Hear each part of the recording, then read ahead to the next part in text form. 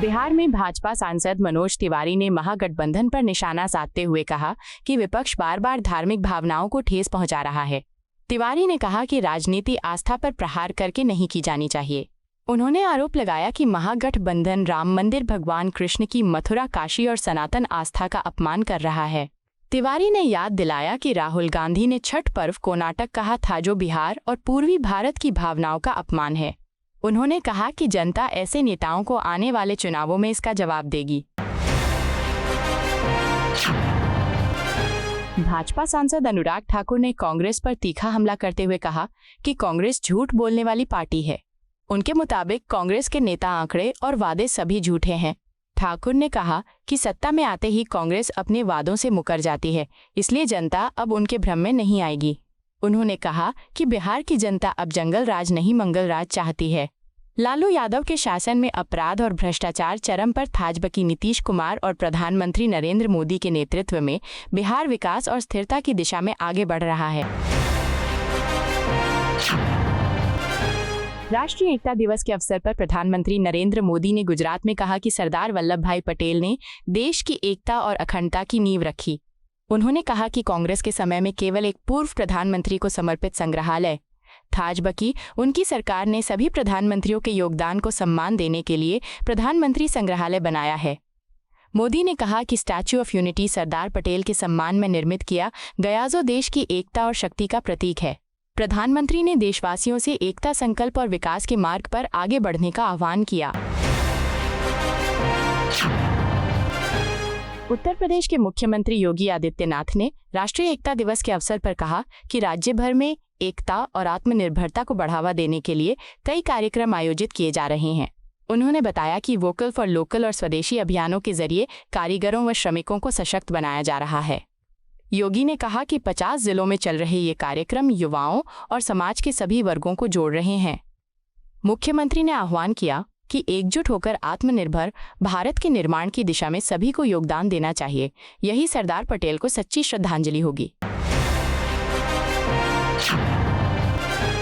भारत रत्न सरदार वल्लभ भाई पटेल की 150वीं जयंती के अवसर पर देश भर में एकता के संदेश से जुड़े कार्यक्रम हो रहे हैं।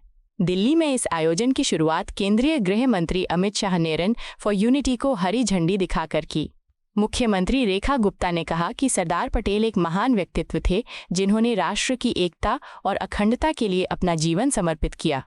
उन्हें भारत के लौह पुरुष के रूप में जाना जाता है। देश भर में हजारों समारोहों के माध्यम से उनके आदर्शों और राष्ट्रीय एकता के संदेश को जन जन तक पहुंचाया जा रहा है। राजद सांसद मनोज झा ने प्रधानमंत्री नरेंद्र मोदी द्वारा राजद और कांग्रेस की तुलना तेल और पानी से करने पर कड़ी प्रतिक्रिया दी।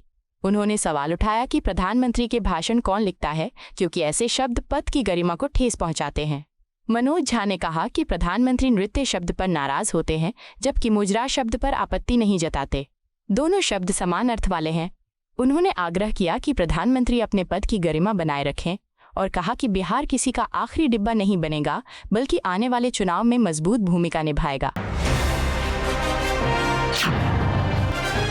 बिहार में एनडीए ने चुनावी घोषणा करते हुए अति पिछड़े वर्ग के लोगों के लिए बड़ा वादा किया।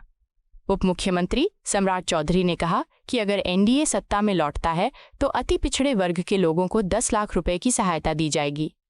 इसके साथ ही सुप्रीम कोर्ट के न्यायाधीश की अध्यक्षता में एक आयोग का गठन किया जाएगा, जो उनके सामाजिक और आर्थिक उत्थान पर काम करेगा। चौधरी ने कहा कि एनडीए सरकार ने हमेशा समाज के कमजोर वर्गों के लिए काम किया है और आगे भी उनके सम्मान और सशक्तिकरण के लिए प्रतिबद्ध है। कांग्रेस नेता उदित राज ने भाजपा पर सहयोगी दलों को कमजोर करने का आरोप लगाया।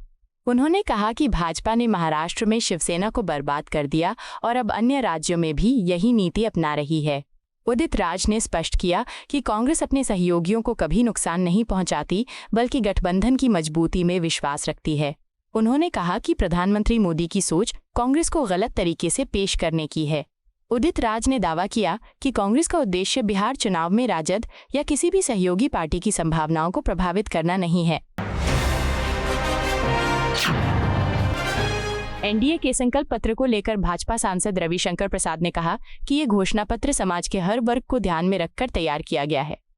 उन्होंने बताया कि इसमें किसानों, पिछड़े और अत्यंत पिछड़े वर्गों के साथ साथ सामान्य वर्ग के विकास का भी स्पष्ट खाका है। प्रसाद ने कहा कि दस्तावेज में 1 करोड़ युवाओं को रोजगार देने और उद्यमिता को प्रोत्साहन देने के लिए कौशल विकास केंद्र स्थापित करने की योजना शामिल है। उन्होंने इसे वास्तविक विकास का रोडमैप बताया और कहा कि एनडीए की सरकार सभी के लिए समान अवसर सुनिश्चित करेगी। कांग्रेस प्रवक्ता सुरेंद्र राजपूत ने दुलारचंद यादव हत्याकांड पर तीखी प्रतिक्रिया दी। उन्होंने आरोप लगाया कि बिहार में जंगल राज अपने चरम पर है और भाजपा सरकार कानून व्यवस्था संभालने में पूरी तरह नाकाम रही है। राजपूत ने कहा कि भाजपा दूसरों पर दोष मढ़ने में माहिर है, लेकिन आंकड़े खुद बताते हैं कि हत्या और अपहरण के मामलों में उत्तर प्रदेश देश में पहले और बिहार दूसरे स्थान पर है। उन्होंने कहा कि जहां जहां भाजपा की सरकार है वहां कानून व्यवस्था बदहाल है और आम जनता खुद को असुरक्षित महसूस कर रही है। जन स्वराज आंदोलन के संस्थापक प्रशांत किशोर ने एनडीए के घोषणा पत्र पर कड़ी प्रतिक्रिया दी। उन्होंने कहा कि एनडीए पिछले 20 वर्षों से बिहार पर शासन कर रहा है, ऐसे में उन्हें नया घोषणा पत्र जारी करने के बजाय एक रिपोर्ट कार्ड पेश करना चाहिए था। प्रशांत किशोर ने कहा कि पुराने वादे अधूरे हैं और नए वादों का कोई अर्थ नहीं। उन्होंने आरोप लगाया कि राहुल गांधी, अमित शाह और प्रधानमंत्री मोदी सभी अपने राजनीतिक लाभ के लिए बिहार का दौरा कर रहे हैं, जबकि असली मुद्दे बेरोजगारी, पलायन, शिक्षा और स्वास्थ्य पर कोई ध्यान नहीं दिया जा रहा। आपको यह वीडियो पसंद आया हो तो इसे लाइक करें, हमारे चैनल को सब्सक्राइब करें।